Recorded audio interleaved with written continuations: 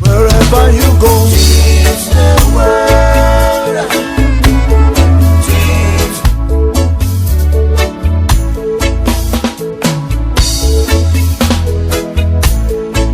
Wherever you go.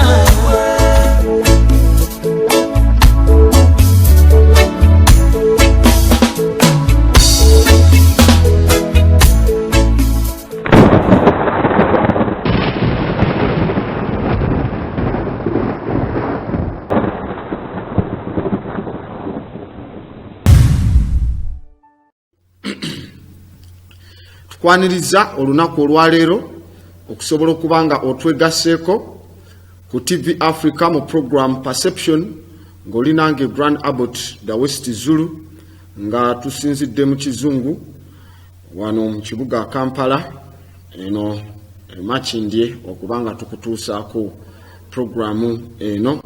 Nkwaniriza okubanga kwoli era okubanga oli ready okubanga tuyita mu session eno. Era nagamba kaseera bwe kati obeeranga owandiika ng'onootinga era nkugamba tokkiriza mu bye nkugamba naawe genda okole homework ku bye njogeddeko so that you may prove for yourself. Kola homework oba assignment ku bemba njogedde. Era sina kigendererwa kirumya muntu yenna wabula ndi interested mu kubeera nga nzija enfuufu ku bwongo obwo. It's just to polish your mind okugijjako enfuufu eyo eringa ekutte olububi olukulemesezza okutegeera ensonga ezimu. Ebiseera ebisinga byenjogera wano bisukka ku nkulungo y'okumanyako oba gye tuyita circumference of awareness. Kugambye tekitegeeza nti mba mukyamu ku bye mba njogeddeko wabula kitegeeza nti simple tomanyi obadde tomanyi bye ndi mu kwogerako. And don't attack the messenger. I'm just the messenger. Kati when your psychopathology kasita erinnya otandika kulaba nze bubi. Tolaba nze bubi. It's just your mind. Obadde temanyi biki bye tubaddenga oba bye tugenda kuba nga twogerako ku nsonga eyo. Oluusi tumanyi okukakanyala naye nze si nagamba siri mukulembezeewo. I'm not going to be your leader. I'm a messenger. I'm just bringing message to liberate you. Kununula. Era nkantandike n'ebigambo bino nga sinayingira mu topic munda kuba tujja batwongereza ku topic yajjo tujja kuba tukola part 2 naye njagala okuyisaawo ensonga zino nti ffenna abasinga abantu, let me say church folks, can't organizing the wench. Church folks are lies waiting for the day when they will, all church folks will break free from their cocoon and become the beautiful truth we have waited for. Nti abasinga muziyekaalu bonna bulimba kubanga if you live a life of lies you become a lie, you become part of the lie. Gwewe nyini kyovulaba you are pasted, you define yourself mu bintu ebimu ne bakubuza gundi gwoli muki kyosooka okukyawa, you don't want to speak your Africanness. Ogamba bugambi munange nze ndi mulokole. Gundi oli muki? Nze ndi musiraamu. Egwe oli muki? Anagamba nze ndi mukatuliki. tasobola kugamba nze ndi Muteso nva mu ntumbwe za gundi ne bweziti they can't tebakyasobola na kwennyonnyolako. Ekitegeera kivula wabaawo nga babuulira ne bagamba ebyo byonna babikole nga mulokole oliawo otunudde ng'oliawo mulokole babikoleko. So it's a general definition gye bavaayo ne bakuteekako as church folks in those cathedrals of commerce nga bw'ozirabaawo, kubanga you are a lie. So as people, we are waiting for the day when you will break free from that last bond of slavery, from your cocoon, and become the beautiful truth we have waited for a long time. And because of this, the level of stupidity is letting your pride to rob your African God-given right dressings. Chibinyo. Walwe ngombo jetero gamba nti, I rather be a stupid person waiting clarification and answers in order to be wiser than to be a stupid person that blindly believes the lies they are told without question. At least mba omuntu omusiru alinda okunnyonnyolwa okutuufu ne ansa mu nsonga y'okubeera omugezi. Mu kifo ky'okubeera omuntu omusiru avaayo nakkiririza mu bulimba nga we bugamba nesibuuza bibuuzo ng'ebyo, kubanga ebiseera ebisinga nagambye tuli mu biseera bya kye bayisenga ekisibo with those rosary beads. Nagamba sometimes your belief system is really real fear attached to rules. Nzikiriza zammwe ebiseera ebisinga yentiisaganya oba entiisa eriwo ekwasaganyiziddwako oba enjwetekeko amaki amadaala. Era ku lw'ensonga eyo tubaako ebintu ebimu tuba tulina okuvaayo ne tubeera nga tuyisaawo ebintu ebyaliwo oba ebyaleetebwa obuleetebwa nga tebyaliwo in the first, wabula ne bijja nga byongerwako bwongerwa. Abasinga mubadde nga muwulira ensonga y'okuba nti Church Katulika egenda kubanga Papa yali asaba okyusamu essaala gye bayita our Father, kitaffe ali mu ggulu, erinnya lyo litiibwe, bwakabaka bw'obujje, byoyagala bikolebwe mu nsi nga bikolebwa mu ggulu, emirimu yaffe eya lunaku, tusonyiwe ebibi byaffe nga naffe tusonyiwa abatukola obubi, mbu totutwala mu kkemebwa. Naye kati nga akagambo totutwala mu kkemebwa Papa ayagala kajjako. Mumanyi debates ezigenda maaso mu Vatican. Totutwala mu kkemebwa nga ali mu kugamba nti Katonda tasobola kutwala abantu mu kukemebwa. So when chekenenya, it means these people decide kiki kyoba osalawo, kiki kyolina okugenderako. It's not from God, it is from their mind, kiva mu bwongo bwabwe. Because if debate we begena maaso okukyusa essaala, what about wali eri gye tubadde nga batugamba nti bwatyo n'abayigiriza okusaba babeere nga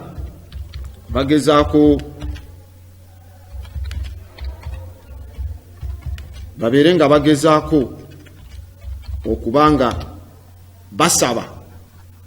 Naye wetwekenneenya, nzijukira ennaku z'omwezi 11 omwezi ogwa Ntenvu oba Desemba, batandika okuva 11 Desemba 2018 paka 16 Desemba 2018 nga Vatican eriredde okukyusa essaala eyo eyaki eyogamba totutwala mu kkemebwa, lead us not into temptation. Era nga misaala eyo ndoozi eri mu Matthew chapter 6 verse 9 to 13 mweri.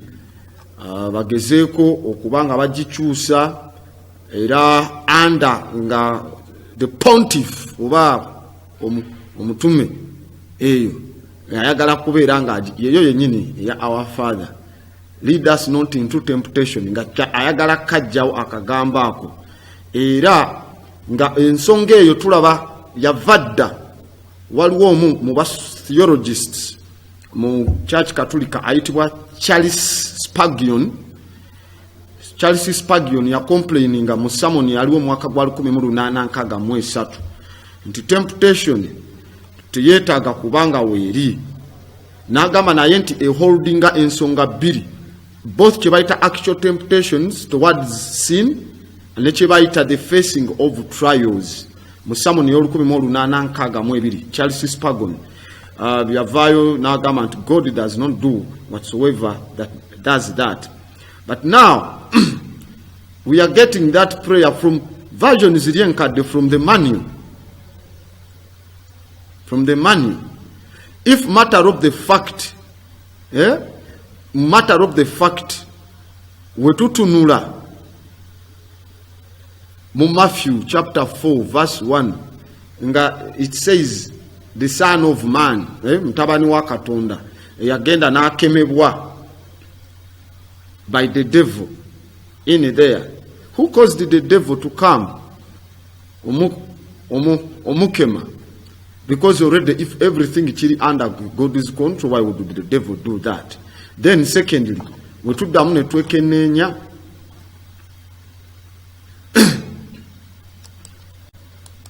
we saw how the Bible says Katonda wakkiriza nti he is the source of evil. Evil evawuwe. Anjegera. Kati I see how the Pope bagezeko kyusa essaala eno kyekikulaga nti there is a definition of anything for them.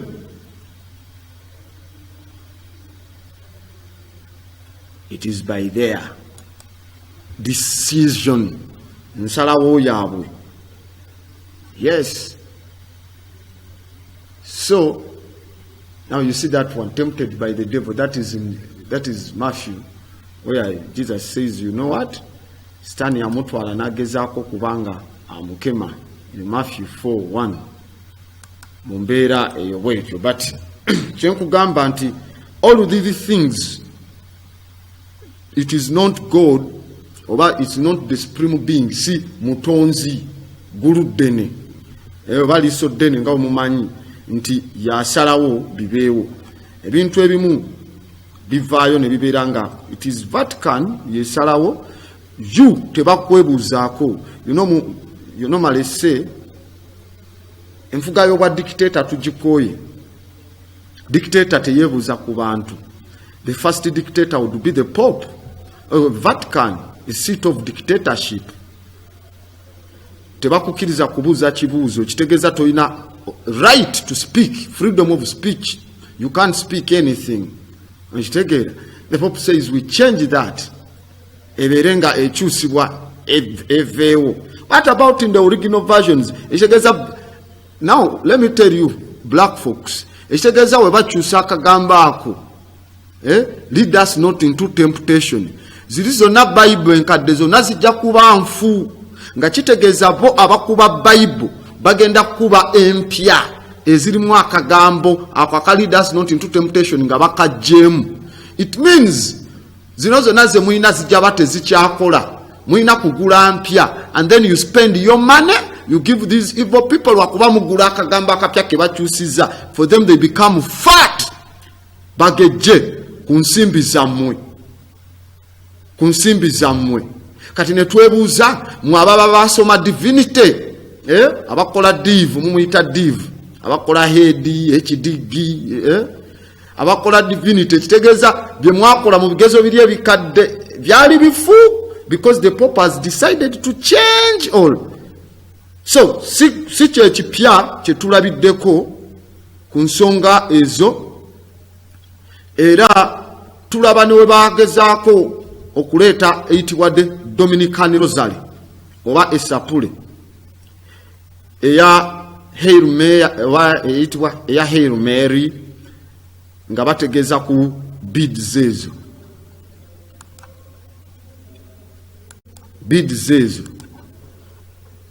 era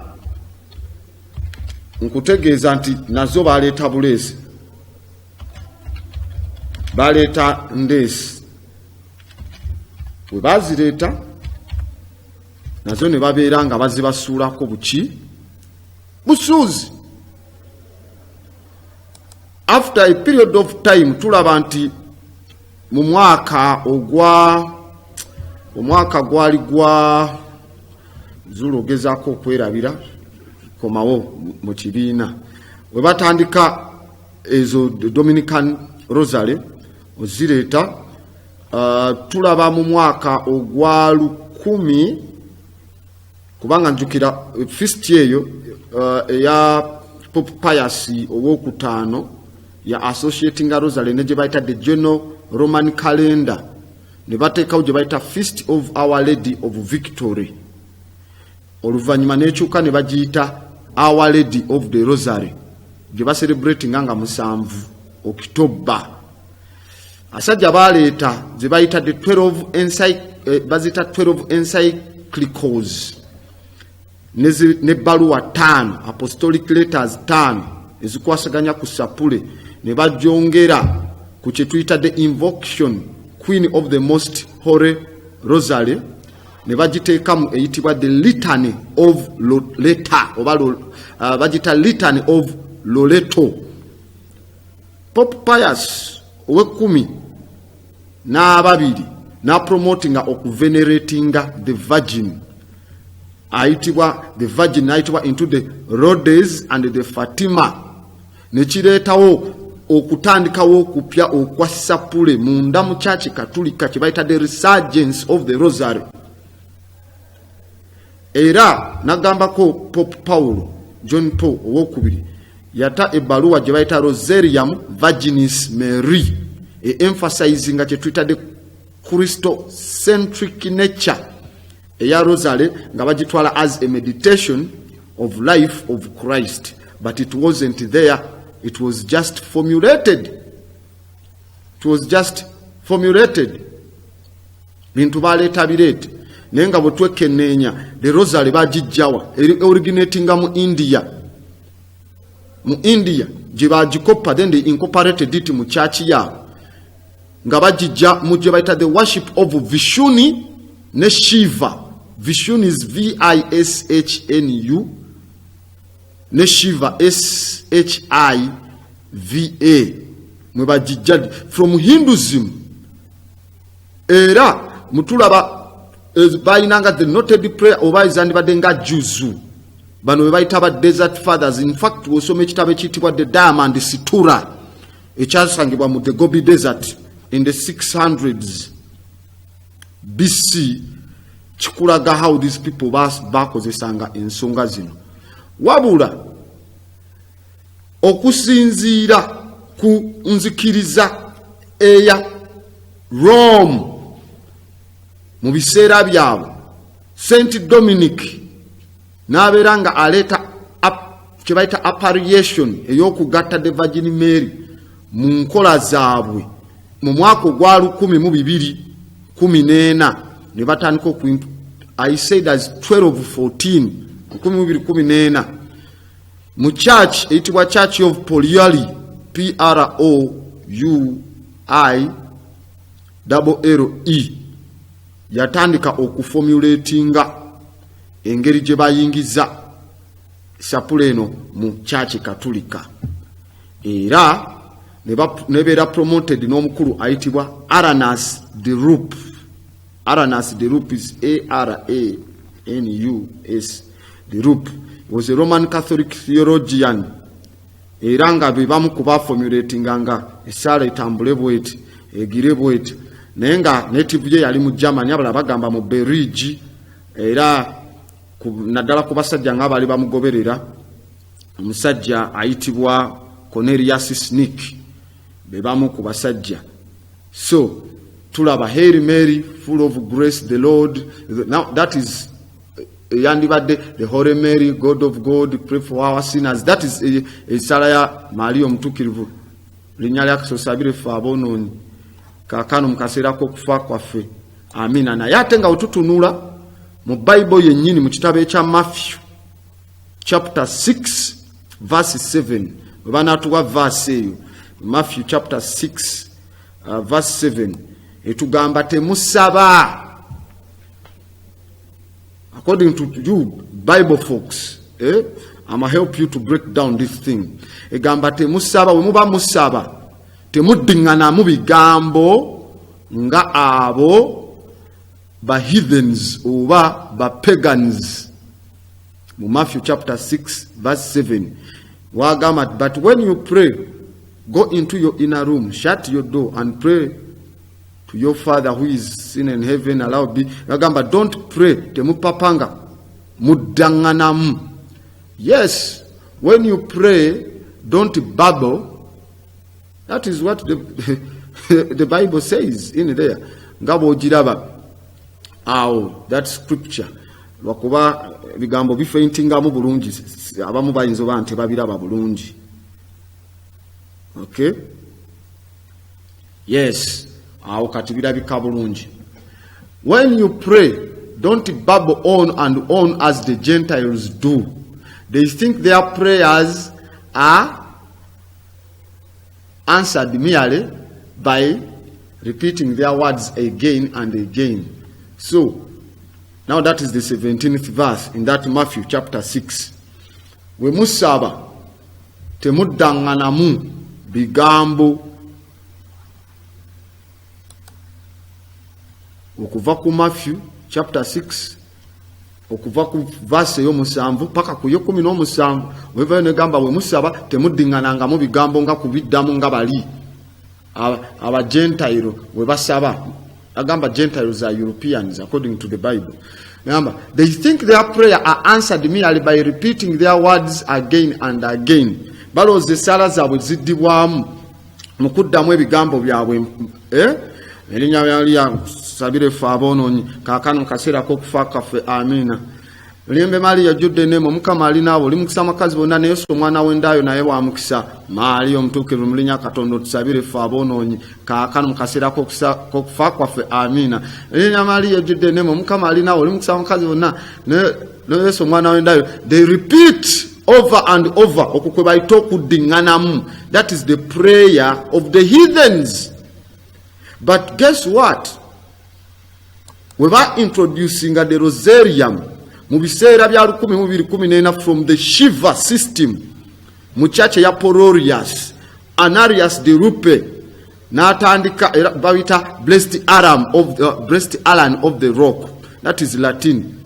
Aranus de Rupe n'atandika priest waba Dominican n'atandika zibayita the 15 Rosary Promises 15 ezase babula tujja funa obudde ezo tuzikwateko ngazo strictly tulabe how it was incorporated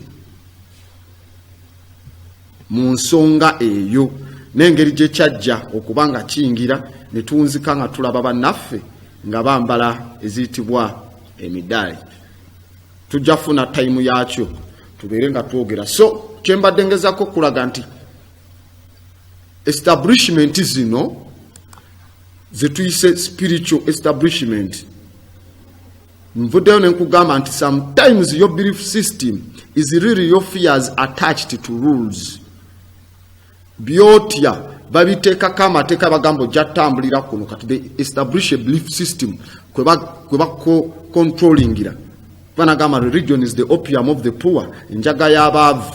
So now on the enjaga y'abaavu kuno kwe bavudde and then they have set agendas. Bwe basalawo ne bongerako, that one becomes a set of from their mind. So nga this Tamuzi syndrome, it was also stolen, paralyzed and dropped onto you, so that buli kivaayo you have to accept.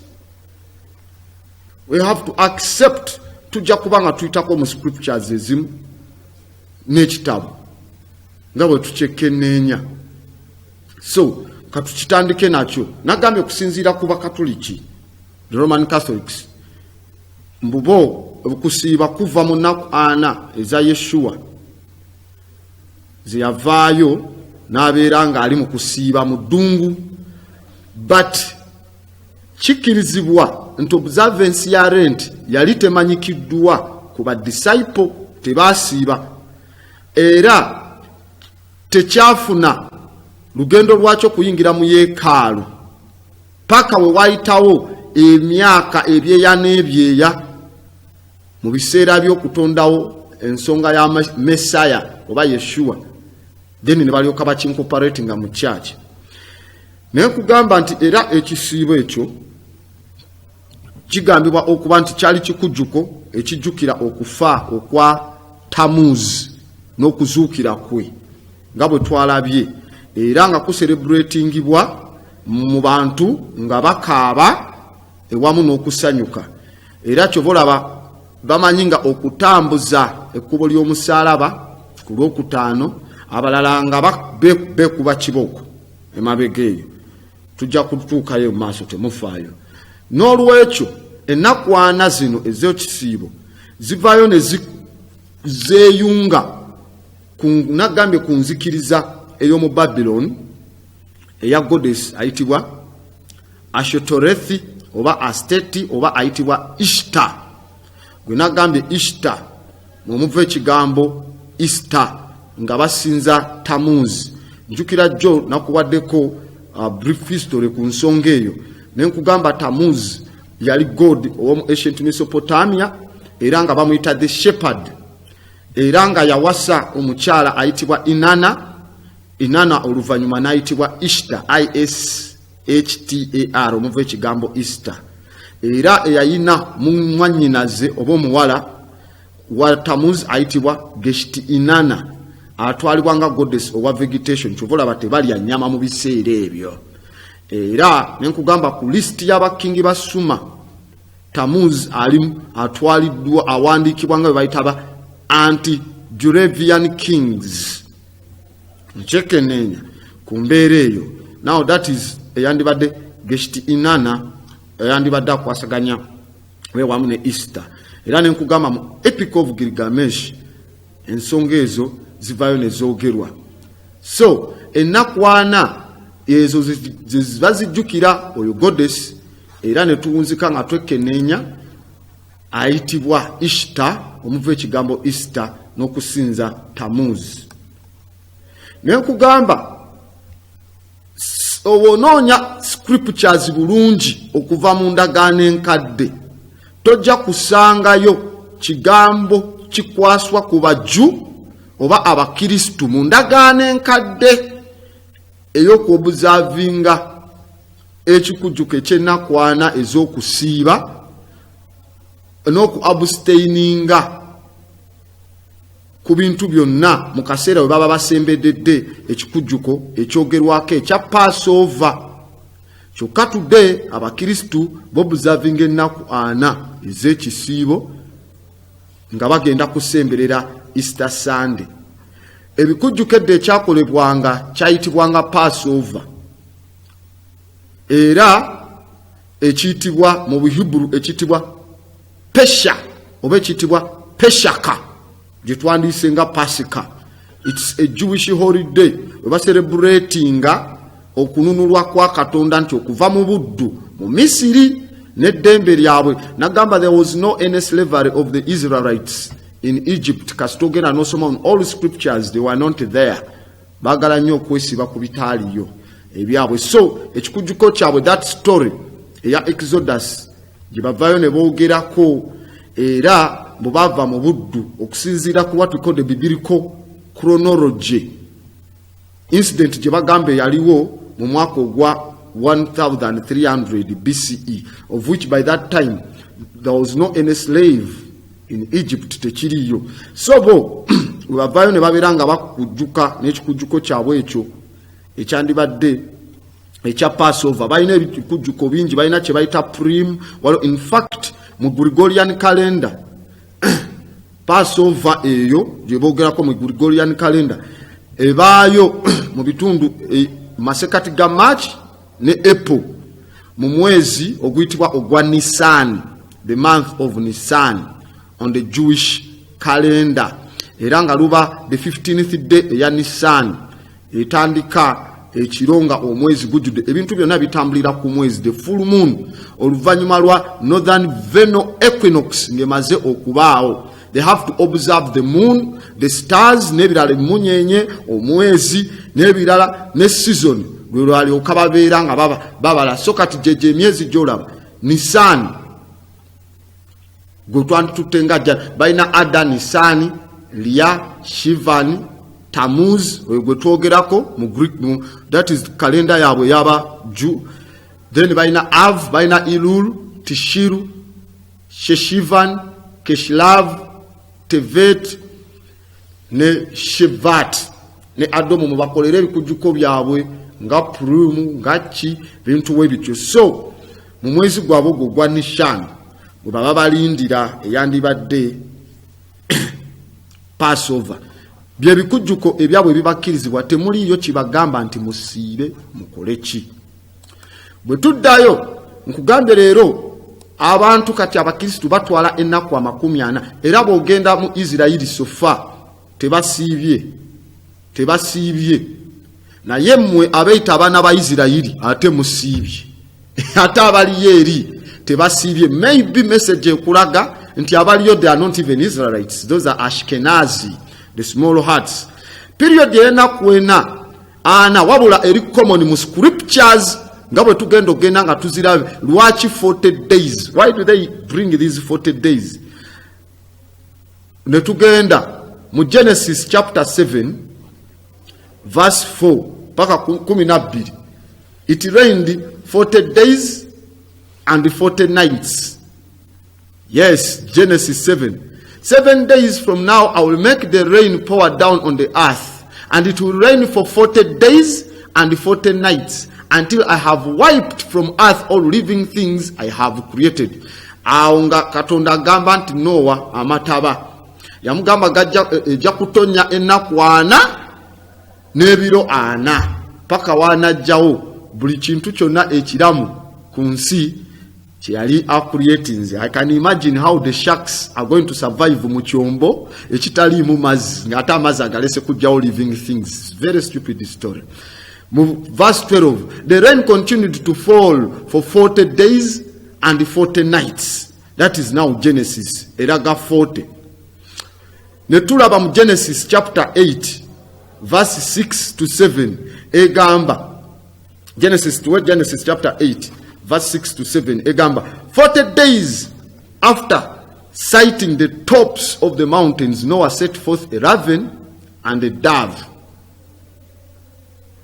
Ennaku 4 ng'amaze okulaba obusozi waggulu, Noah n'asindika enjiibwa egende erabe. After another 40 days, that is Genesis chapter 8 verse 6 to 7.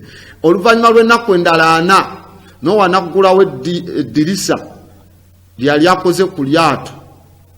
Verse 7, era n'ata raven, era akanyonyi ako ne kubenjibwa n'egenda paka okulaba amataba oba gaali gakendedde. 40 days tuli ku nnaku 4. Then ne tugenda wansi mu Genesis chapter 49 verse 33. Mukuva oba mu luberyeberye essula ya 49 olunyiri lwa 33 lugamba Yosefu yavaayo n'akungubaga okufa kwa taata we Yakobo okumala ennaku 4. Okay? Ennaku 4 tuziraba za kukungubaga eri birala, not any fasting. Mu Genesis chapter 49 verse 33. Yes, that is Genesis chapter 49 verse 33. 49:33. Letugamba, when Jacob had finished his charge to his son, he drew his feet into the bed and read and lasted and joined the ancestors in death. 49:33. Mutugendera ddala ku 50:3. Genesis 50:3. Akaseera omukulu ke yavaayo n'abeera nga akaaba. tuwe Genesis 5 chapter 50 verse 3 yayo tubeere nga tulabawo kati watulaga nti taatawe ng'akoze eki Jacob ng'amaze he had finished kati now Genesis chapter 50 verse 3 the embroidery process took the use the 40 days era nekibeera nga kimutwalira the embleming process eyokukungubaga olwa kitaawe kyamutwalira ennaku the usual 40 days era Abamisiri ne bamoninga okufa kwe bo ne bagenda for 70 days ye yagenda 40 days the Egyptians that they went for 70 days mu Misiri tebakungubagirangako omuntu nga is not a pharaoh kati yo Jacob teyali Farao tebayinza kungubagira ku Farao because Farao gweba ate kyamalanga na 60 days nga bamumamifyinga. So we see where they get these things. Ne tulaba Moses ku mountain Sinai yali yenakwana. Moses ku mountain Sinai yali yenakwana. That is in Exodus chapter 24 verse 18. Exodus chapter 24 verse 18. Era ne tudamu ne tukiraba ne mu Deuteronomy 9 chapter 9 verse 9 to 1, but katusoke tulabe ya Exodus chapter 24 to 18. Moses yali ku mountain Sinai for 40 days. So it is funny how they bring these 40. Moses disappeared into the clouds as he climbed higher up the mountains. He remained on the mountain 40 days and 40 nights. Exodus chapter 24 verse 18. Take it. Verse 18.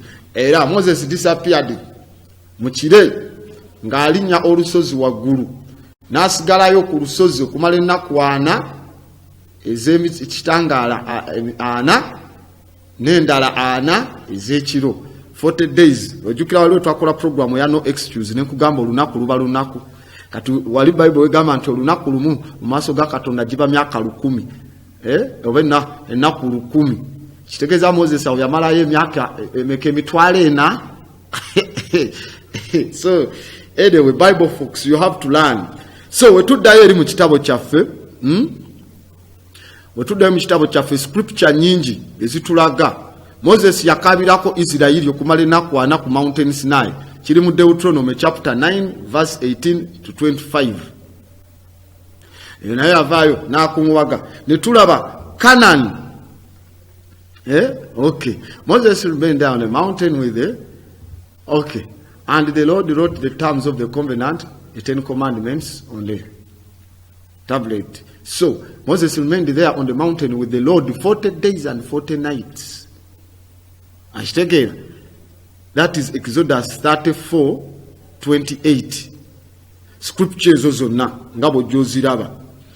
Netulaba, in fact, in the interested kuya Canaan spied for 40 days. Numbers chapter 13 verse 25. Numbers chapter 13 verse 25. Yonayo tujja kulaba ne ya Goliath. It's all about 40. Why is it 40? Numbers okubala. Esura ya 13 olunyiriri lwa 25. Nayo tujja kuba tugiraba ono Numbers chapter 13 verse 25. Canaan oyasobola okuba nga egira awo tukyali ku nnaku ziri eza Moses. This happened when I was on the mountain receiving the tablet of stone, inscription with the word of the covenant that the Lord had made. I was there for 40 days and 40 nights, and all that time I ate no food and drank no water. Erikuba Musa receiving the 40 nga bafuna amateeka. It is not commemorating the death of somebody. Okay? Omanyi bavaayo mpulira nnyo abalokole nga bavimbira nnyo ku basiraamu. Nabyumbo wamwe yafa. Kyokka ate mu kisibo bagamba they are commemorating the death of Yeshua. He died also. So simple things. Betulaba in fact Okay, that is Deuteronomy chapter 9 verse 9 to 11. Bwe tugenda tulaba Goliath, 1 Samuel chapter 17 verse 16. Mu Samuel asooka essula ya 16 Goliath yayisa bubi Isirayiri ennaku 4 era naye wano mu Deuteronomy 9:9 wagambye, and at the end of the 40 days and nights the Lord handed me the 2 stone tablets inscripted with the word of the covenant. Nkulaga 40. Why would they also choose 40 days ozireta 40 days every morning and evening? That is now Samuel. Yes, 1 Samuel chapter 17 verse 16. Yeah, wali mutugamba 1 Samuel chapter 17 verse 16. What gambe 40 days every morning and evening enakwana buli kumachano olweggulo aba Philistines champion started in front of the Israelite army. Now that was Goliath. Ennaku ameka ana yakeranga kumacha mu kabirawo wansi mu kikko ng'agamba kasita musoke mundeetere buli gwe mulina ow'amaanyi nga buli gwe basindika yakuba bukubi okumala ennaku 4 nti mpaka David bwe yagendayo ngeri nabbi amaze omuyiwako nti amafuta n'alyoka ajja omusajja yali omusunyi w'entongo olimbu n'akka wansi n'asobola okuba ng'akuba ki Goliath n'ejjinja ly'envumulo. It's all about 40. Elijah yatambula bwe tuddayo ku kitabo. In fact the 40 days tuddamu ne tuziraba. Okay, 40 days every morning, that one tumaze ogiraba eraga eya Goliath. Tulaba Elijah fasted n'ajja n'ogenda mu Horeb ennaku 4. That is in 1 Kings basekabaka abasooka essula 19 lunyiriri lwa 8. Ne tulaba Ezekiel yaleeta ebintu the iniquity eya Judah ennaku 4 mu Ezekiel chapter 4 verse 6. So verses nyingi zetusobola okuyitamu ezigamba 4 nenga tujja kuba twekenneenya lwaki ku nsonga eyo yandibadde ey'enjawulo ne lwaki bano bavaayo ne babeera nga. So he got up and ate and drank, and the food gave him enough strength to travel 40 days and 40 nights to Mountain Sinai. Ebyo byonna tuvaayo bitulaga ennaku 4. In fact ennaku 4 nkugambye nnyingi nnyo. Bwe tuddayo eri ku kitabo tusobola oziyitako obuyisi n'otutakuwa scripture just no ozirabe bulabi zizo. Elijah yatambula ennaku 4 as 1 Kings tukirire wansi tulabe. Ezekiel ya leto obutenkanya mu Yuda ennaku 4, that is Ezekiel 4. Jonah nawo ninga Ninive olw'okujajingibwa ennaku 4 mu Yona 3. So Jesus now fasting ana Jesus now there is that one, Acts chapter 1 verse 3. Eyo nayo yevayo netugamba nti oluvannyuma nga bamaze omuteeka ku musalaba n'afa nti he appeared, yakomawo na appearinga mu bayigirizwa bo oluvannyuma lw'ennaku 4. Now we ask ourselves, after the resurrection on the 3rd day, why does it take him 40 days okujja okulaba bano abalala? 40 days. Where was he hiding for 40 days anyway? And if omuntu azukidde nga oyagala kulaga abantu manyi ga Katonda, why do you disappear from society? Damn coward. Cowardice okwekwekeri. Nengamba so yes, during the 40 days after he suffered and died. Now that is Acts chapter 1 verse 3. Abalokole bazimbira nnyo ku basiraamu. Nabbi wamwe yafa. What does the book of Acts chapter 1 3 wegamba? During the 40 days after he suffered and he died, nafa. He appeared to the apostles from time to time, and he proved to them in many ways that he was actually alive, and he talked to them about the kingdom of. Now this is a very, very funny thing wojekenenya scripture mu biseera enakwana after he suffered and he died oluvannyuma lw'enakwana ng'amaze okufa ng'akubiddwa emiggo n'atandika okujja eri abayigirizwa time to time buli kaseera ng'ajja ayingirawo and he proved to them in many ways ng'agezaako bakakasa sigeza n'abayigirizwa baali tebakakasa bagamba this is not the man omusajja oli yafa he believed nga tugenda ku Easter tujja kubaako gundi awo gye tusoma mu maaso naye katugende mu maaso ne wano engambye so bwe banga Bible tevaayo negatta baju oba bakristu okubasaba benyigire mu nnaku 4 ezigamba nti kisiibo so kiba kivaawa netugamba ansi esobola okusangibwa mu kyaki katulika nengenda mu encyclopedia yabwe ku page 5 egamba for we have not a high priest who is unable to sympathize with our weakness but one who in every respect has been tested as we are yet without sinning. That is Hebrews 4:15. By the ceremony 40 days of Lent, the church unites herself each year to the mystery of Jesus in the desert. That's what the Catholic Encyclopedia says. Begatta ku mystery kubitamanyikiddwa ebya Yesu beyali mu ddungu.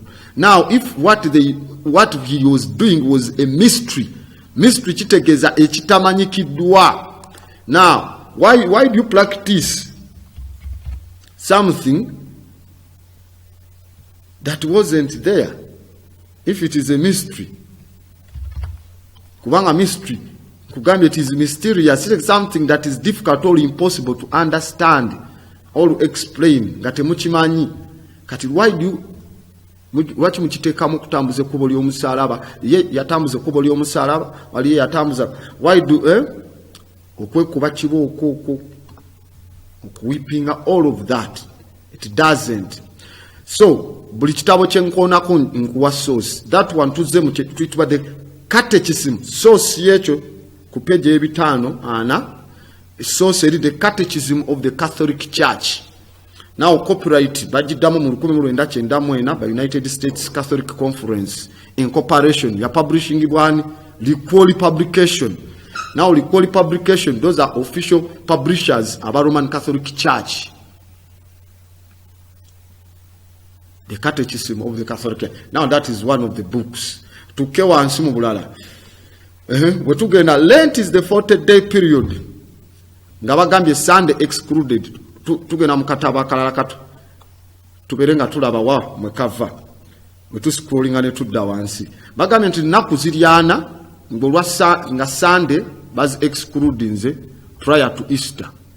Ne bagamba which the church observes as a penitential season.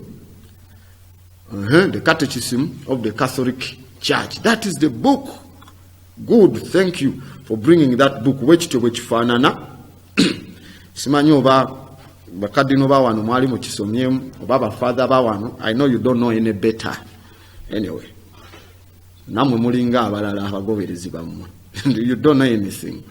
So, netugenda ku ekyo ekitabo kya kigambye Lent is a period of 40 days Sunday nga bazijjeeko nga tugenda mu Easter.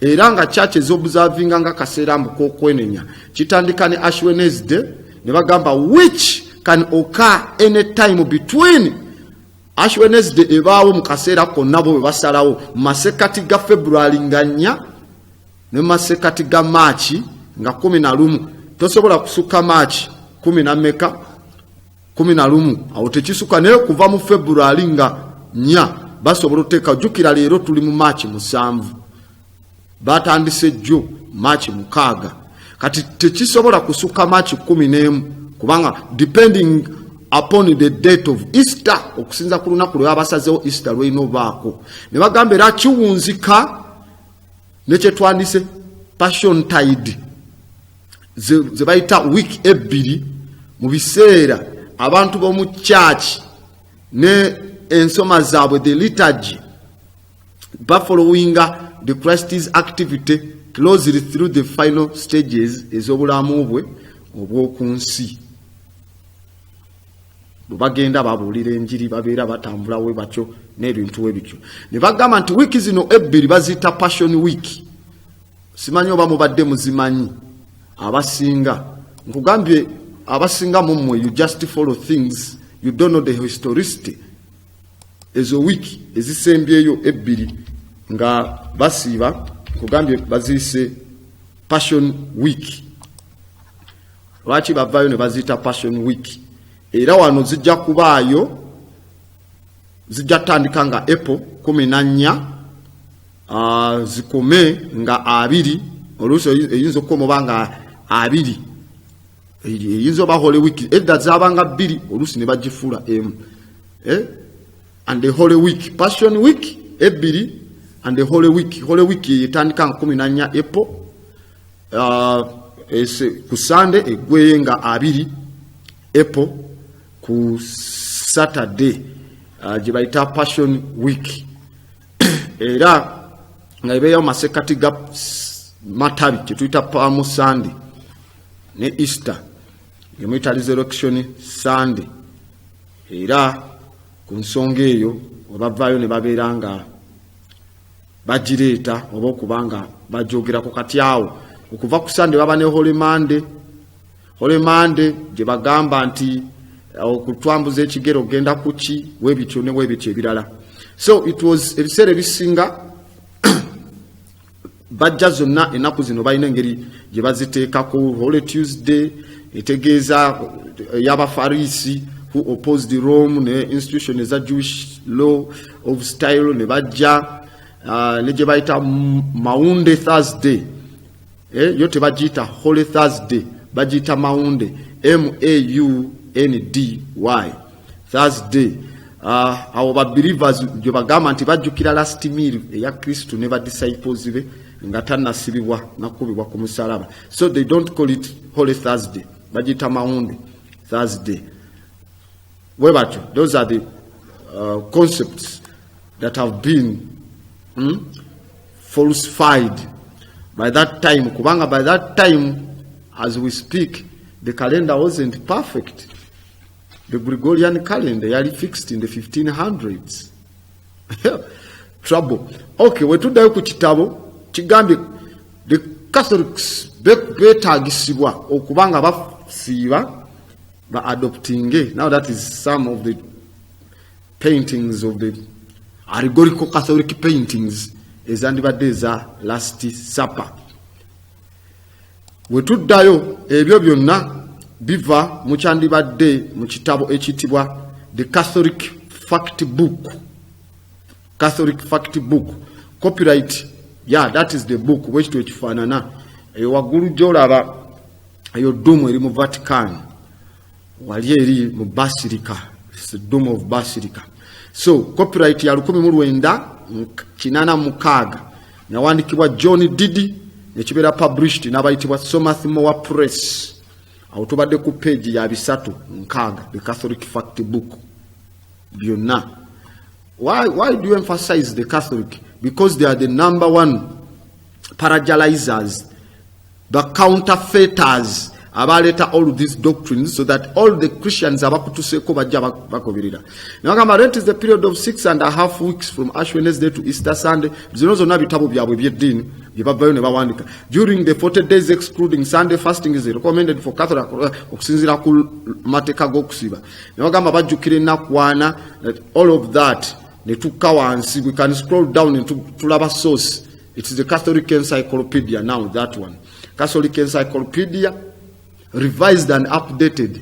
Nebaji revising, it means webaji revising. Waliwo bali baye ku by'omuzinga. Kati wano bakola mu revision ba eliminatingamu ebibaswazi ebibayisamu. So revised and updated, edited by Robert Broderick. Copyright ya 1987. Nebibera published by Thomas Nelson Publisher. Abo bonna published for the Church, the Catholic Encyclopedia.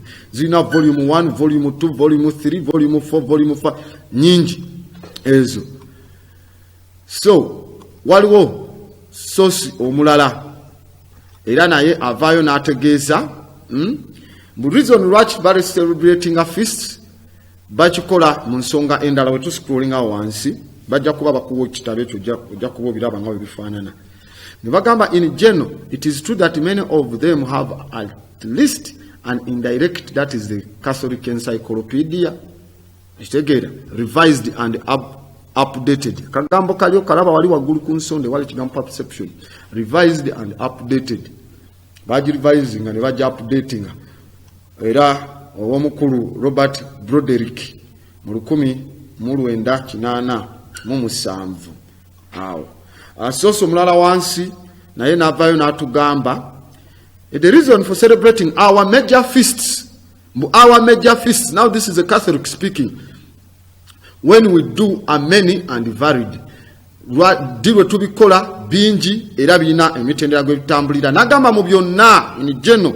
However, mu byonna it is true that many of them have at least an indirect connection with the pre-Christian pagan feasts celebrated about the same time of year.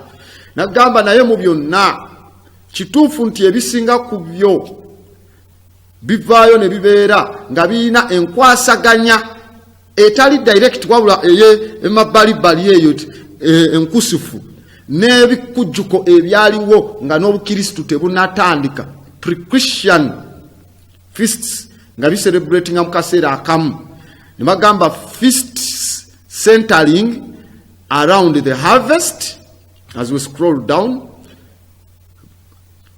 around the harvest, mumakungula, the rebirth of the sun, enzalibwa y'omusana, mu winter solstice. You remember winter solstice, nga tusoma this subliminal seduction, that is Christmas. Now 25th December, but now December 21st, but December 25th in the old Julian calendar, Julius Caesar. The renewal of nature in spring and so on. Ebikujjuko bino babitambuza mu musana ngeri gye guzaalibwa, winter ngeri gyayingiramu, ebintu byonna bitambula ku astrophysics bya mu bwengula. Ne bagamba source tugijjewa, the new question box. Kyekyo ekitabo bwe bakiyise, the new question box. Nga kitegeeza Catholic life of the 90s. That is the book where we copyright 1988 by Johnny J. Datezen MASTL.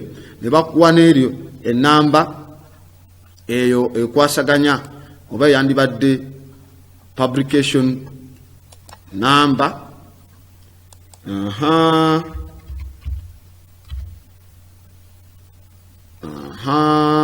Yes, that is the new question box. Ekuwadde era bakuwadde ne gye bayita ISBN number. Nagamba ISBN number wogiraba ku kitabo kitegeeza International Standard Book Number. Kasita okalaba we wabeereyo gye bayita barcode eyo gy'olaba wansi obwo bulayini. What is called the barcode. Yeba ne International Standard Book Number. Kasita okiraba ng'ekigambo ekyo ku katabo bibaayo wane mabega ne bakubawo barcode bulayini obwo. That is the number, International Standard Book Number. Ebeera ne digits 13. There are 13 digits. Edda zabeeranga digits 10 naye kati zibeera 13. Era nga digiti ezo olaba nti kuliko 6 4 3 biki kiba kitegeeza kye bayita they are called the check digit. Check digit era nga we baba bajibala eri mu bitabo they call it the weighted sum. Kitegeera.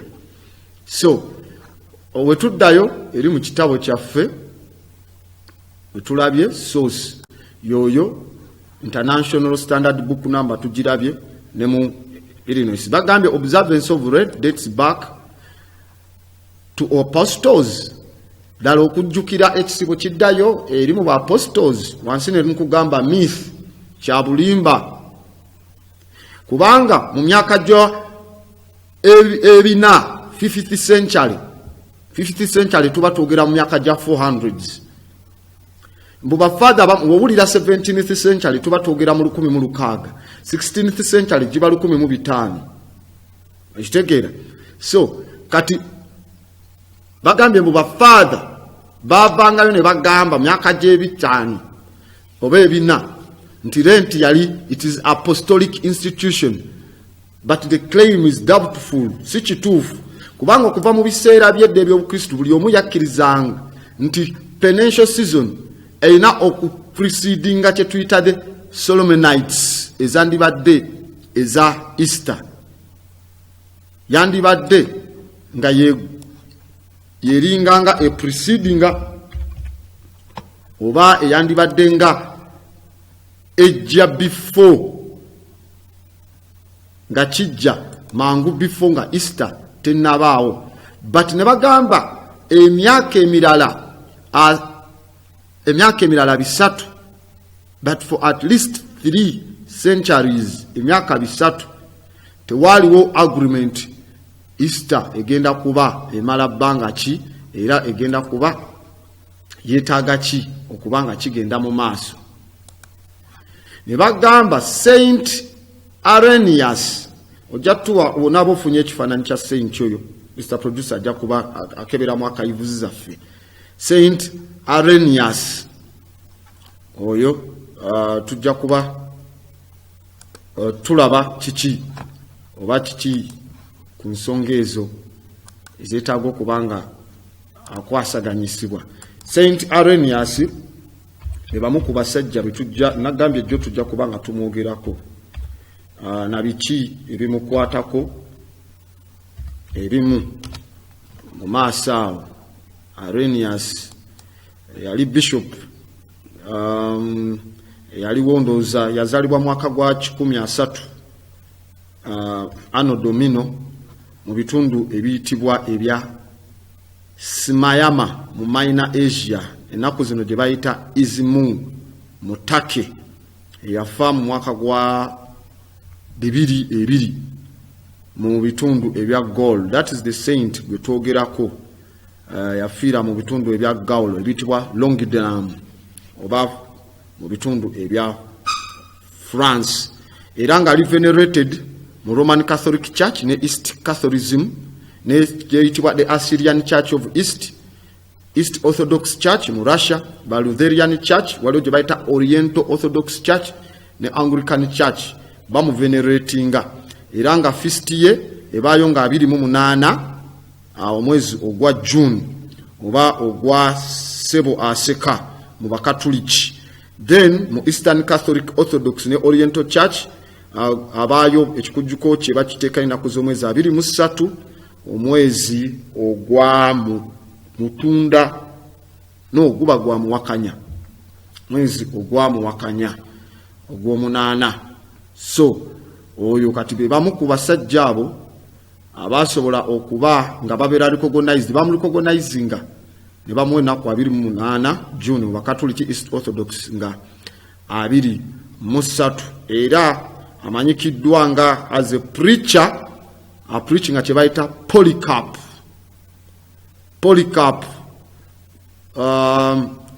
ensomesa za Polycarp ye yazitambuzanga ennyo kuba Polycarp yaliwo bishop mu mwaka gwa ekyasa ekyokubiri oba ekyeya ekyoku 2nd century mu Sayima okusinziira mu kitabo ekitibwa The Martyrdom of Polycarp yafa nga omuzira mu bitundu ebyo ebyandibadde ebyenjawulo era ayogebwako mu bantu abamu nga abantu Simon Magus amwogerako mu butabo obumu obwenjawulo nsonga bwe zityo era yasurvivinga mu katabo akayitibwa Against the Heresies mu Lulatini akayitibwa Adevas Hereses omukulu oyo abamu ku baformulatinga these scriptures mutambulirako oba these pagan rituals mutambulirako that you hold so dear mutagala kwogerako we yali awandika mwaka gwa 1900 wetuddayo gwa 1900 wetuddayo mu kitabo yawakuru ku opinion ezenjawulo diversity opinion endowooza ezandibadde ez'enjawulo nga kijajingibwa mu ye nga bw'alowooza n'agamba bw'ati saying some think they ought to fast for one day nti abamu balowooza balina at least okusiiba olunaku olumu others for 2 days abalala basibe ennaku 2 and others even for several while others reckon 40 hours both of day and night to their fast abalala ne bakitwala nga ziba ssaawa 4 ekiro n'emisana okusiiba naye nkugamba apparently he knew nothing about any rent bwe tukka wansi kitegeeza we yali yayogera abamu basiba olunaku olumu abamu ennaku 2 abalala essaawa 4 ekiro nga kitegeeza yali tamanyi ku kikwasaganya kisiibo kya nnaku 4 kino be bamu ku basajja bakakensa aba programming nga ebintu bya church okubaawo mu 19 ayogera pre-Easter fast eya 40 days nga tajogerako era tewali walala we yandijogeddeko ne tugamba mu myaka egy'ebisatu in the 4th century Saint Anathias yavaayo ne yeegatta ku bantu ba Alexandria eri mu North Africa that is Egypt wali great library abatumba avaabo gye bajja ne bakuba ne bookya kubanga there is too much evidence against their false belief system. The Africans never accepted it. They were forced. Baba Kaka. Saint Anathias yegatta ku bantu ba Alexandria observing a 40-day period of fasting prior to Easter. Tugenda kulaba obichi Saint Anathias byavaayo n'abeera nga akola ki ayogera abo nno abasajja batandikiriza olukola ki Saint Athanasius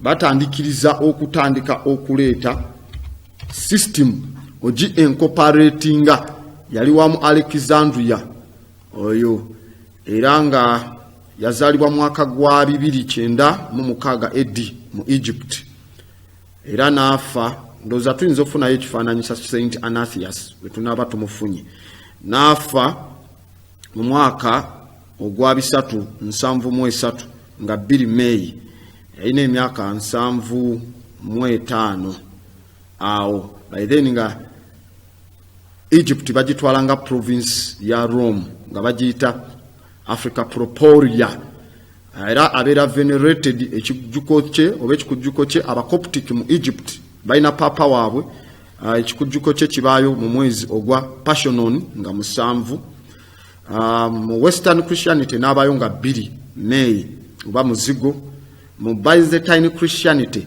naddala ng'aba Christians abayitibwa abayazidi abasangibwa mu bitundu nga Syria ye bamujjukira ennaku z'omwezi 18 omwezi ogwa Gatonya January. That is the moron I'm speaking about. Gwe bayitanga the patriarch of Alexandria, saint and the doctor of church, Saint Anathias. Oyo era yali bishop owa 20 owa Alexandria nga twalibwanga Anathias the first era nga intermittent episcope ye eyokubanga is in the episcope yaspanninga emyaka 45 years ngali mu episcope wabulanga yamala emyaka 17 nga 17 kugamba emyaka 17 yagimala ng'agenda mu exile bagitwalamu emirundi 5 byonna bwogigatta n'amala emyaka 17 era yapressinga gye bayita order of the 4 different Roman emperors, Christian theologist, church father gwe bayita the chief defender owayitibwa the Trinitarianism against Arianism. Arian yali abagamba no, we bring this Yeshua stuff, the Africans bamanyono serapis gwe mutuleetera era mu bitundu ebyo beba abasajja abakwasaganyanga mu kwokya ebitabo byaffe mu kujjawo enzikiriza ya the African West system era ne babeera nga abasajja bafu nnyo era mulimu abasajja abayitibwa nga Eusebius of Nicomedia be basajja abavaayo ne babeera nga basitwagolinga against Emperor Constantine obayitibwa Constantius, owokubiri Julian the Apostate, ne Valens, era bamanyi nga Anathias contra Mondama, nga kitegeeza Anathias against the world, contra Mondama. So naye avuddeyo n'akugamba yaleeta, that is the fool, ajja n'aleeta ebintu bino, these pagan entities ozireeta mu Africa. Wetudde mu kitabo agamba in the 4th century, mu myaka egy'ebisatu wetudda mu kitabo, yagatta n'abantu ba Alexandria mu North Africa ba observing enakwana ez'okusiiba nga Easter tenatuuka. Muzukulu w'amaziga ajja tukomezaawo ekitabo tulabe kiki kye yali ayogerako mu kitabo awo, era nga indicating nti eno ye mode nagamba practicing this was the mode, indicating that this was the mode prior to Easter. He joined the people of Alexandria, indicating that this was the mode now practiced throughout Christendom. Kati yenkola empya gye baleese ekozesebwa mu bakristu. While all the world is fasting, we who are in Egypt should not become a laughing stock as the only people who do not fast but take pleasure in those days. That's how that man wrote. What we are wandika. Nti fe ensi yonna nga bweri mu kusiiba. Fe abali mu Egypt tetulina kufuuka ffekka abalina okusekerwa nti yeffe bantu ffekka abatasiiba ne tusigala nga tuli mu masanyu mu nnaku ezaana. Ekitegeeza yaleeta okusiiba mu Africa.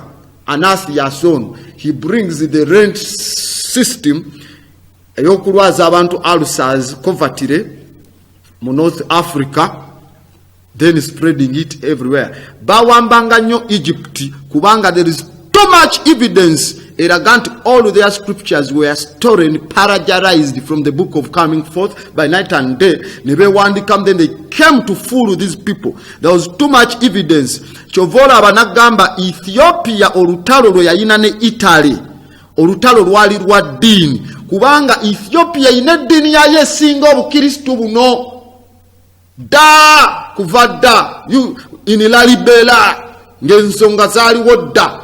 Kati Italy yajjanga nnyo ng'egamba tetujja kkiriza nzikiriza eno ebeewo nnyo mu bitundu bino. Kyova olaba n'agamba n'olutalo banange mwe abasoma waludiwo Italy okufuuka ey'ettabu. Abasajja bafulinga ebyafaayo mwe bye babasomesa, manya Duke, manya ki nakubwe essasi, the loudest bullet heard around the world. Ebyo bya waludiwo newala bamusolini okufuuka ab'ettabu, zidasha zino okuyingirwamu zikubwe ebintu byalimu ebintu by'okwesasuza. America okuyingiramu eganyo oyingira mu League of Nations. Italy ng'erinamu bias, abasajja bano abamu ab'omu East ng'erina bias Italy. Chovola banga ino gata ne Führer erina bias. Lwaki? Waliyo bano ba Protestants anyway. Matter of the fact, lwaki tuyinamu mu Russia abayina enzikiriza ezandibadde ezaabwe ez'enjawulo. There was some religious stuff in there. Kubanga nagamba people, abantu abasinga, people do wrong as strong. People never do wrong as strong as they do it in the name of the religion. Abantu tebakola bibi byamaanyi nnyo nga kusinga we babikolera mu linnya ly'eddiini.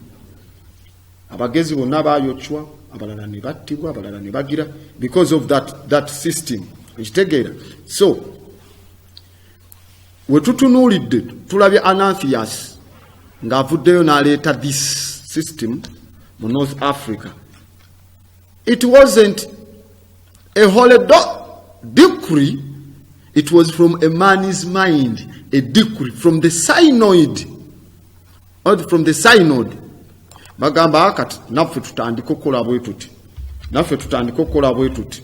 So now, whatsoever they say, we just accept after nagamba a synod oba synod eba assembly ey'abakurajje era oluusi gye tuyitadde laity mu diocese oba mu divisions endala eyandibadde mu Presbyterian ecclesiastical court ebeera waawo eyandibadde nga general assembly yaabwe nkitegeera so bwe twekenneenye musajja agambye ng'ewalala we bakitwala naffe katutandike baleme kutusekerera. In other words, the Africans joined Lent okusiiba okwewala okusekerwa. But I find something funny mu statement za Anathias wagamba while the whole world is fasting, the year was the year was 339 naye by that time white folks abazungu bali tebamanyi nti bwoyita ku mazzi eyo waliyo amataka amalala. By that time they were totally ignorant about America. They were totally ignorant about it nga tebagimanyi. Okitegedde? They were totally ignorant about Australia. By that time bali tebamanyi Japan. By that time bali tebamanyi Madagascar. By that time bali tebamanyi Antarctica. Okay? Naye this fool kwe batwalira doctrine ze mugenderako agambye while the whole world is fasting okwo kwe bayita okufera abantu bakirize mu kintu ng'obalaga nti ensi yonna. Nagamba Irgaines yabayigiriza in 1432 1232 bwe bamanya nti kuba bali bamanyi nti amazzi bw'otuuka eri ogwayo ensi ekoma. They didn't know. But the Africans had moved everywhere and are populating Zensi for millions and millions of years. Now this fool comes and fools people in North Africa into while the whole world is fasting. Fabali in Egypt should not be a laughing stock. Matter of the fact, by that time he had not come to Zimbabwe. By that time he had not gone to Matamba and Ndongo. That is Angola and Congo. They had not gone to Azania, South Africa. They had not seen Monomotapa. Now Atawandika, the whole world is fasting. The whole world is fasting. Where have you traveled, white boy?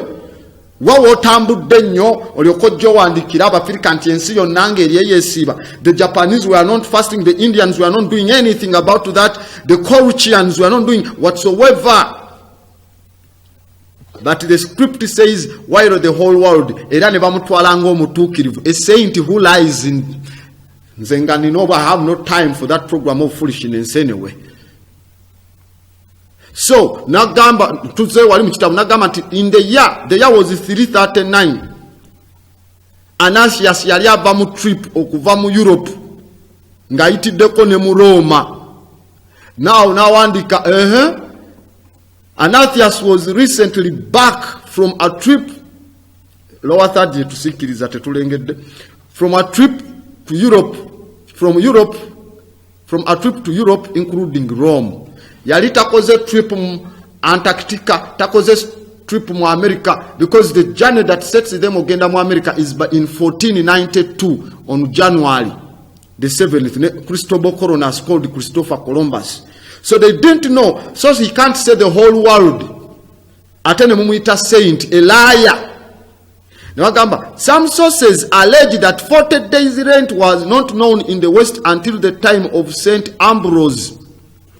Mumawanga gabulaya enakwana bali tebazimanyi paka mu biseera bya Ambrose. Saint Ambrose yaziretayo nabo basibe mwaka gwa 339 ne 397. Mu biseera ebyo Ambrose yaliwo ne bagamba ebiseera by'ebbaluwa ya Anathias would seem to negate that theory.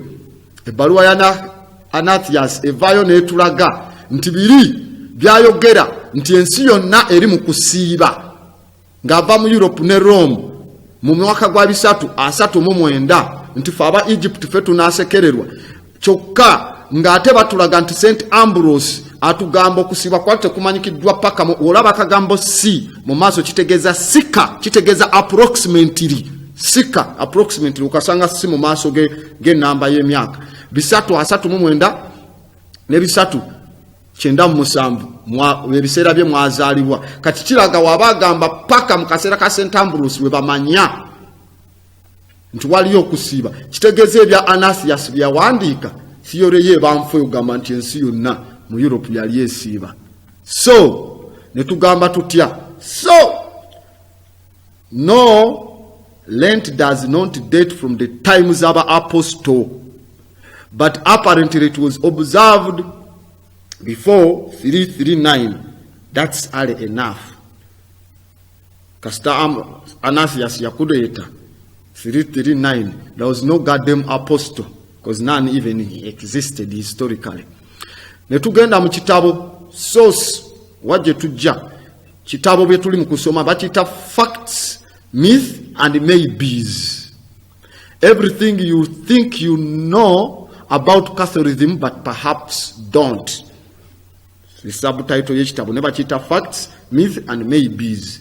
Ebyo byonna byolooza by'omanyi ku Bukatuliki naye nga tobimanyi. Kyawandiikibwa John Dide ne baddamu copyright eza 1993 published by Thomas More Press. Tubadde ku page ya 235. Bitabo ebyo nagamba ennaku zino ojja kuyiga okusoma mpola tujjanga bakaka nga tuteeka ekitabo nga tujjayo ne tukuteera ku screen osome wamu naffe with time ojja kutandika okuyiga okubeera nga okola ki nga that is the book Facts, Myth and Maybes by John Didi oba John Didi. Everything you think you know about Catholicism but perhaps don't. Byolooza byomanyi naye nga tomanyi. That is the book. Kiri awo tubadde ku page ya 235. Bino byonna obinoonya notunulira zino library ezaffe temuliimu bitabo eza wano Uganda ezisinga okujjako ngozeeko yaffe yoku TV Africa yawa Dr. Kihura Nkuba ewali ku bitabo ebirina kuwaaka naffe bye tulina naye wasigadde ezaabwe bazita library where they bury their lives anyway. So wetukkirira tu scrollingeko wansi tugende ku now okuva mu non-Catholic sources. Let's scroll to okendo za page nga 2 tudeko waggulu tugenze nnyo. Okay. Okutandikira now from non-Catholic sources katugende kwezo a little more information katujifune. Wano wanagambye what it ought to be known, said Cassianus, the monk of Maseri. Cassianus omumonko owe Maseri nagamba nti kyenzo kubanga kimanyikiddwa ono yawandika mu 5th century myaka gyabina, and contrasting the primitive church with the church in his day. Ngagezaako okwekubaganyamu ku church enkadde ne church y'omu biseera byaliwo. N'agamba the observance of the 40 days has no existence. Okwekenenya okwennakwana tekulina existence so long as the perfection of that primitive church remained inviolate. Tekuyinawo kasita tulaba church enkadde ng'esigala nga tekwatiddwamu nga tebanagikwatako. Monk ayitibwa Cassianus owe Masari awandiika mu kitabo ekiyitibwa Geisera volume 2 page ya 42 era nga kiri cited mu kyetuyita the two Babylons by Alexander Hislop.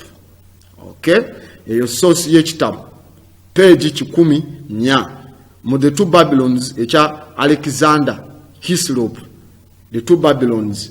Ne nga ye oli monko yawandika mu kyitibwa the Geisera volume 2 page ya 45. So kumbeera eyandibadde bwetyo nagambye bwetweyongera nga tunatera ogenda mu ssimu zaffe abakristu nagambye ekikujjuko ekyo bakijja mu kiyitibwa Quadragemisa emabegakaawo gyo nagambyeko feast called Yes, the two Babylons. Yeah, the purple worship. Good. The worship of Nimrod and two. Those are the books. Those are the books we know kusoma. So that you may understand these pagan feasts. We have no reason.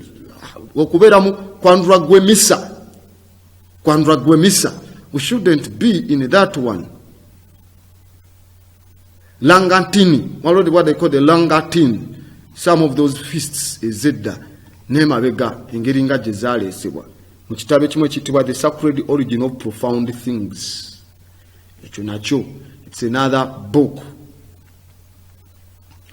Let's scroll down to Labe. Now that is now let's go down. Let's scroll down again. Scroll down to Kiride. To Kiride. To Kiride. Now, whence then come this observance? Wanone wajjo kugira enakwana eza abstinence ezekisibo was directly borrowed from the worshippers of Babylonian goddess Ishtar. Nibagamba such 40 days mu spring y'omwaka is still observed n'abayitibwa aba Yezidi, all the pagan devil worshippers aba Kadistan, aba Yazidi benagambyeko, who have inherited it abakijje mu bamaster babo abasooka ba Babylonians. Nebagamba such a 40 days Lent okusiboko kwakolebwanga ne ba pagan Mexicos. Well, for thus we read in the Humberodot, where he gives the account a Mexican observance enaku satu after the vernal equinox is Easter enaku satu dying for 3 days nafa enaku satu kumsalaba. The Mexicans had it long time ago, and they had not even had contact with Europe for that period of time. Jebaita vernal equinox netandika with the Solomon fasting abasoka kusiba nakwana to honor the what? To honor the sun. Nebagamba such rent of 40 days was observed in Egypt, as may be seen on consulting the Wilson's Egyptians, that book. Nebagamba among the pagans, pagan long seems to have been an indispensable preliminary to get annual festival in a commemoration of the death and resurrection, eya Tammuz, eyali celebrated ngaba weepinga no rejoicing. We scroll and we go mumaso tulabe. Nebagamba and which in many countries mawanga amanji naddala ebikujuko n'ebirala ebyaddako ebyekikristu nga ba observinga mu Palestine ne Assyria mu mwezi ogwa June, n'olwekyo omwezi gwa Tammuz era ne mu Egypt mu masekati g'omwezi ogwa muzigo May, era mu Britain abamu nga baji observinga mu mwezi ogwa April oba ogwa muzigo. Era nebagamba okuconciliating aba pagans okubayingiza mu Christianity. Rome yasobola okozesa obukukulizo bwayo. Rome, its usual policy netwala emitendera okufuna the Christian and pagan festivals nezikola amalgamation. It amalgamated them nebigatta wamu. In fact, it counterfeited them nebikolamu ebichupuli nebyetekamu neberanga by a complicated but skillful adjustment of the calendar. Never adjusting a calendar. Nebagamba tebasanga kizibu mu nsonga eyo in general okufuna paganism ne Christianity now first sank into idolatry. Bonna babibumbe basinzi babibumbe biri awo era n'okubanga enzikiriza babbayo eri ne bazimbe yaabo. Nebagamba in this as is so many other things to shake hands. Originally mu Rome, Lent was preceded rivalry of the carnival. Era nga yali tebimanyikiddwa walala, was entirely unknown, and even when fasting before the Christian Pascha was held to necessary, it was by the slow steps that it respect and came to conform with the ritual of paganism. Okay? Paganism. Now, Nebagamba, what may have been the period of fasting in the Roman Church before the sitting of the Nicene Council? Kuba council ya Nicaea yasalawo negamba deciding Easter inakubayo di. Era that council ye deciding n'okufuula Jesus omufula Yeshua Mashak, his creation from Potara Serapis Stepenora Soteya. Then ne bamufula the begotten, the only son of God. Tujja kusoma the Nicene Creed mu maasawo tumanye biki. Ne bagamba the word of the of Socrates ng'awandiika the very subject mwaka gwa 405. No, scroll down wansi. Okay, 405 ediddako waggulu katini. Ku 405 ng'agira mu 405 Socrates, hold on there. Yavayo nagamba those inhabit the principle of the Rome city together Easter 3 weeks, excepting the Saturday whatsoever byonna najja n'awandika the whole Carudian length of the 6 weeks n'ebirala.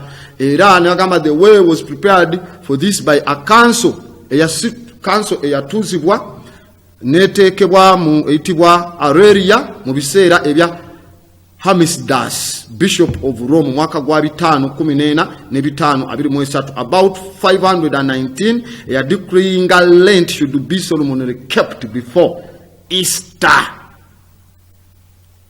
Should be kept before Easter. Bishop of Rome, Mukanso, eya Aurelia, Mukasera aka Homicidas, mwaka gwa 514 ne 5 mu mwaka gwa 519 ne balula decree ne bagamba Easter enokeepingibwa by that time. Era it was with the view, no doubt, of carrying out this decree that the calendar was a few days after readjusted by Dionysius. Ne bakyusa calendar sources kyekiri ekitabo kye twalabye the two Babylons, Alexander Hislop. Nkitegeera. So katudekao nga tunatera omaliza tulabe. No, tutandike now. The legend, dako waggulu, tutandike ne the legend. Legend, ngero zikiina nti Tammuz yattibwa by a wild boar. Ekyomuttale yandibadde ng'eddubu. Era when he was 40 years old, we yalina emyaka 4 we yattibwa. Eddubu nga alina emyaka 4 katika tulabe wawe bakijja alina emyaka 4. Hislop agamba nti ennaku 4 edde buli lunaku balutwala nga lwa mwaka, buli lunaku luba lurepresentinze omwaka gwe yabeerawo. Kuba yamala emyaka 4 kati bamusibira ennaku 4 buli lunaku ne representinga omwaka. Tammuz had lived on earth. Era ne bateeka emabbali to weep for Tammuz, ne batandika okumukaabira. Era mu biseera byedda ennaku 4 zaali observed mu kukaaba, mu kusiiba ne kye bayita self chastisemates, kwebonereza kwekuba ne walala, to gain a new his favor, okufuna favor ye, okuganja kwe. Era nti asobole okukomawo okuva mu underworld aleete okutandika spring, ebintu bimbeere bibale n'ebirala. Observance eno temanyikiddwa mu Babyloni wokka, wabula yali emanyikiddwa ne Phoenician, Egyptian, Mexicans n'abalala mu kitabe kitwa the Babylon Mystery of Religion. So ne bagamba nti ennaku 4 ziri connected ne Babylonian goddess nga bwe twalabye ne Tammuz. Era we tugenda mu scripture, ogenda tuwa scripture eya Ezekiel chapter 8 verse 14 nga bwe tegeeza eyo. Egamba, then he brought me to the door of the gate of the Lord's house, which was towards the north, and behold, there sat women weeping for Tammuz.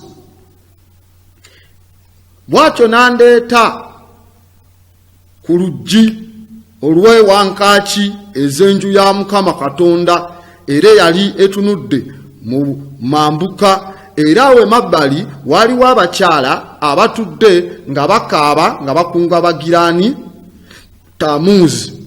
So Ezekiel ejja ezo zonna scripture zolaba wansi nga we baziscrollinga. Ezekiel 8:16 n'andeeta mu maaso munda mu kooti z'enju ya Katonda, era mabbali awo waliwo oluggi ku tempo eya Mukama Katonda, masekati ga pochi ne altar. Era waliwo abantu masekati ga 520 ng'emigongo gyabwe bagitunuzza emabega ku tempo ya Katonda, nga feesi zaabwe zitunudde mu buvanjuba, in the east. They worshipped the sun towards the east, kubanga gye guva, as the Muslims face the side of the east, not teba facing ayo nti kuba Kaaba jeri nagamba Muslims east of the Kaaba they don't face west, they still face east because of Tammuz pagan entities. Jenagame baba kubatiza ne bakuteka ko kaleta T ne tugenda mu 2 Kings 2:35 ne bagamba King Joshua yateka wansi idolatrous priest abasinza ebiwumbe nagamba the king owa Judea gwe yali adoininze nga mutadde kakabani akocheza mu kifo ky'ekibuga ekya Judea era okwetolola Yerusalemu oluvanyuma nayokya obubani obwa Baalu n'omusana era n'omwezi ewamu n'esengendo ezitibwa planets and all those hosts of heavens nemunyenye. So it's all about Tammuz. Studio line Mr. Producer tusobole okubanga ate tufuna entesa ezo zennyini scripture ezo zonna nga bozze oziraba tujja kuba tufuna studio line ku Tammuz syndrome gye tubaddeko ojja kuba otukubira ku studio line yaffe oba enamba zaffe ez'essimu gye bajja okubanga abakuwa abagirina musobola okutandikirawo tubeere nga tuteesa ku nsonga ezo ku kyokuyiga ekyo kye tuvuddeyo ne tulaba ne mu bitabo ebisinga bye tuvuddeyo ne tubeera nga tukola ki nga twekenneenya ku nsonga zino ezireeteddwa ne tulaba nga omukulu Anathias yabireeta mu Afrika yabitandikayo mwaka gwa 339 bajja tuwa studio line era njiguddewo mukube bulambirira wano mu ddakiika zino ku 07 5 3 19 32 ye namba yaffe ey'omu studio wano ojja kuba oyogerako ne TV Africa. TV Africa. Alo sebo ani ono? Batesa Jidani okuve makinje. Ani? Batesa Jidani okuve makinje. Esebo batesa. Batesa basengere bitabe ebyo mubijjamu ebitabo abana ne basomako. Chandi koza abantu ne balabuka. Esebo mwebale kutuweereza. Esebo abe makinje mwebale kubanga kwe muli tubagala nnyo kamala. Kale sebo. Ashe. Okay. Kola copy mu bitabo ebyo n'abaana baffe basomeko n'abalijja tusobole okubanga tusoma ne tubeera nga tubangula eggwanga. Kugambye studio line nzigule ku 0753 19 32 nkaaga kujja okubanga oyita oyogereko naffe wano mu studio live wano ku TV Africa 0753 19 32 nkaaga kutujja okubanga tuyita TV Africa. Hello. Yes, hello. Esebo ani ono oyogedde ne TV Africa gwani sebo? Oyogera ne matu kuva mugoda. Erinnya lyo ani? Esebo. Kati sebo sebade mbuza tuli mu century kisebo. Okay. Century tuli mu 21st century. Okay, tujja kuba wewuliriza. TV Africa hello. Hello, ani ono gwe twogedde naye? Erinnya lye ery'ekiddugavu gwani? Sebulime sebo. Esebo. Esebo.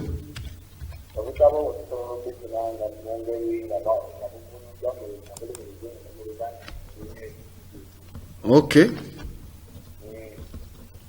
Tujja kuba tukutegeeza. Esebo nawe beera bulungi. Esebo. Esebo we bali kubanga kuulisebo. Ashe. Obutabo tusobola okubanga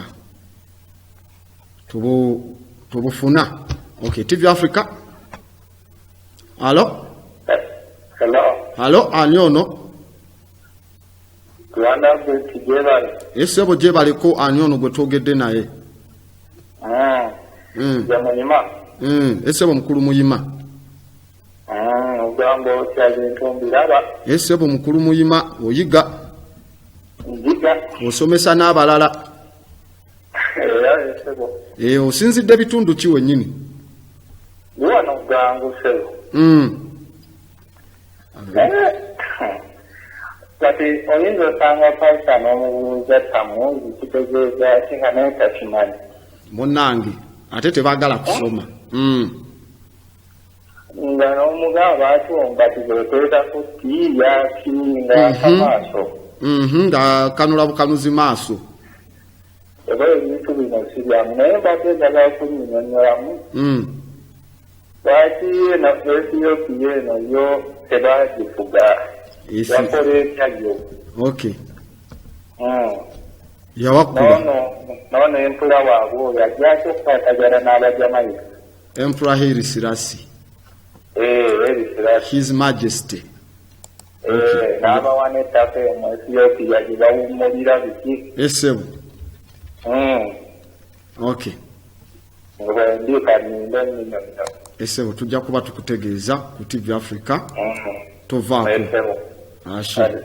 Esebo.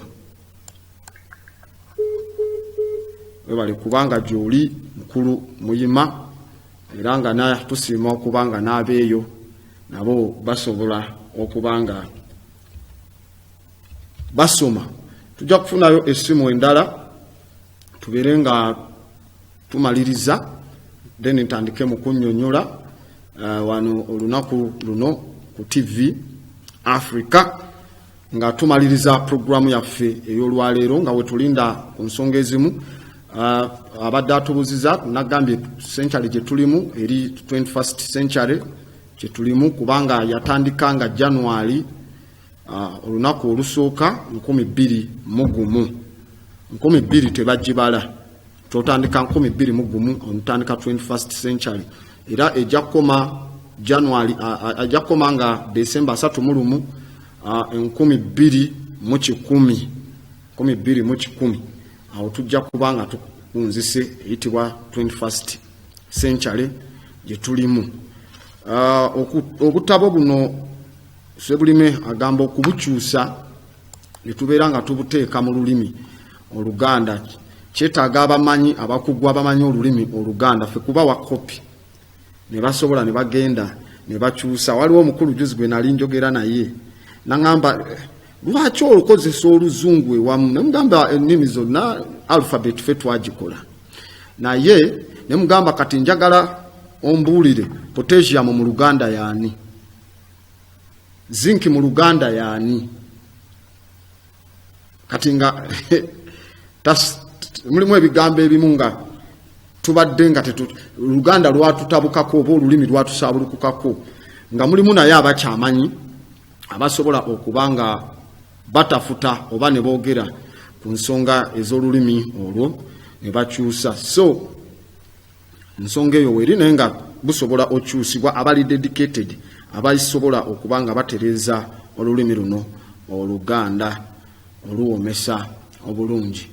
Abuziza ku Emperor Haile Selassie His Majesty mukulu oyo eyazaalibwa oba eyafuga mu bitundu ebya Ethiopia okuvanga April 2 1903 paka nga 12 September 1947 naye nga coronation ye amatikira ge galiyo nga 2 November 1903. Yadda mu bigere by'omukyala yali ow'amaanyi ayitibwa Zewiditu. Yali mukyala w'amaanyi tebamwogerako nnyo naye nga w'amaanyi nnyo okamala. Era waliwo ensonga ezimu mu kye tuyita ku League of Nations mu 1936 Emperor ono yakondeminga enkozesa ya chemical weapons Italy ze yali ekozesa ku bantu be mu gye bayita the second Italo-Ethiopian War. Ebimu ku bintu ebyaleetera okubanga si bituufu oba nga tebinyumira amawanga gano agandibadde ag'abazungu naye nga nagamba bwe tutunuulira muyitibwa the Gezi script GEEZ ebimu ku biwandiiko ebikulu ekivaayo ne kitegeeza amanya ge ye Tafari Mankonene Oldemu Ekale.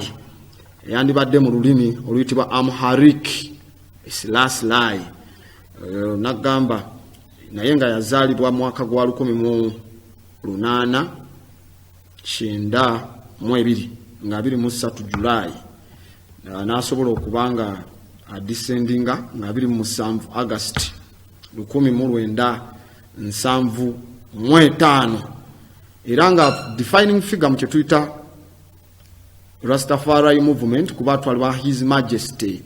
It's like the return, atwalibwanga the return of the oba yandibadde nga the Messiah mu nsonga ezo si nga era bulaba ba Rastafari bagamba nti Zion oba Ethiopia is the promised land yewali ensi ensuubize era we yagenda mu Ethiopia oba mu Jamaica nakola gye tuyita groundation oluvannyuma lw'okubanga baali bamutadde kye tuyita exile ng'amaze okondeminga abasajja bali mu 1936 paka 1941 sobola agenda mu exile mu bitundu ebya Bath yitibwa England mu nyumba yitibwa eya Fairfield House era yatambulako n'agenda n'akola kye tuyita groundation olunaku lw'okulinnya ku ttaka mu ggwanga erya Jamaica. Enkuba yali tetonya nno ekyewunyisa enkuba yali egaanidde ddala otonya naye we yajja mu ggwanga erya Jamaica enkuba yatandikirawo okubanga etonyebwa era atwalibwanga the God is incarnate ayitamu amaanyi ga Katonda mu Rastafari era nga Ra kitegeeza Ras is the head eba equivalent to Duke Tafari Mankonene era nga mu myaka gy'olukumi mu Jamaica influence ye yatwalibwa wansi wayitibwa Ronald Howell abaali bagoberera ensomesa za Marcus Garvey eza Pan-African movement era mu kitabo ekitibwa Kebra Nagasta oyakyalira Jamaica nga 21 April 1966 abarasta bangi bayiika olova Jamaica ne bajja ku airport eyitibwa ya Polisado East airport mu Jamaica nakola kye bayita groundation era kwe kuba wettaka bakomewo ewaka to come back kubanga ezimu ku origin z'abantu Ethiopia emanyikiddwa ku fossil ezasimibwa ngeziyitibwa Luse waliwo ezisimwa mu kifo ekiyitibwa Omo Valley mu Ethiopia so bintu webityo biconnectinga origin y'abantu wano mu East Africa nga Ethiopia nsale nnyo kati n'abaana okukomawo ewaka come back home waje bava in the promised land ya Ethiopia ewali the covenant the ark of the covenant mu nsonga eyo Ethiopia okulwana nebiranga kuba Italy yali y'amaanyi nnyo mu tactics ze basobola okuba nga bakozesa mu biseera ebyedda kubanga kuvadda waliwo kyovola basajja bali abarasta bagamba abo wali amaanyi ag'enjawulo ku bintu ebisimiddwawo binagamba nga Australopithecus ramindis ne skeletons zonna endala mu antiquity naye si kwe kusooka olwana kuba ne mu biseera bya Buyisiraamu mwaka gwa 14 asajja abo balina kingdom yali ey'amaanyi eyitibwa Kingdom of Aksum yasobola okubanga ekuba yasobola okuba abayisiraamu okubanga bavaawo obutabaletera gundi yaabwe oba influence yaabwe abasajja nga Ashima ibn Abaje okubanga bajja ne babeera nga balwana kuvadda it is resistant atenga the Ethiopia ye mother ya Egypt civilization eva mu Ethiopia n'eryokegenda mu Egypt matter of the fact mu biseera byedda eno yonna Uganda yali Ethiopia obanga eri wansi wa Kush kuvadda tubadde ne Grand Abbot da West Zulu wano ku TV Africa ku program emanyikiddwa nga Perception obadde ne producer afe muzukulu wa Mazige Kagwa nga ali mutuyisizaamu omulimu ogwo gwakola gwa ttendo kubanga atuwa ebintu bino etubanga tujja n'okuteekateeka program tusome ensonga ezo eziba zeetagisa okwasibwako wamu n'embogo wano nno wenja okugambira nti Africa esigala y'Abafirika era nga tulina okwekiririzaamu olw'eddiba lino eriddugavu si kabonero ka kuswala wabula kabonero kasanyu na buwanguzi. Essanyu ly'omuzungu terina kugulibwa kubonaabona na kutulugunyizibwa kwa muddugavu. The white man's happiness should not be. Wherever you go, it's the word. Amen.